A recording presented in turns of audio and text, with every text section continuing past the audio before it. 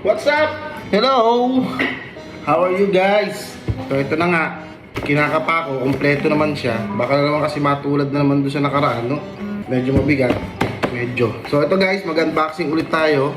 Kung ano yung baon ko. Actually, nung nakaraan, naka-ready na pala yun. So busy lang si Mrs. Kaya hindi niya nailagay yung kanin. Bumawi naman siya, ito. Mukhang kompleto naman, no? May dalawa yung lalagayan. So unboxing na tayo kung ano ulam ko guys. Let's go! Ayaw, di ma. No. Ito na guys. Hindi ako napagbalot. Ito pa yung kahapon ko. Yung tira kong kanin, tapos yung tira kong ulam. Oh my God! No.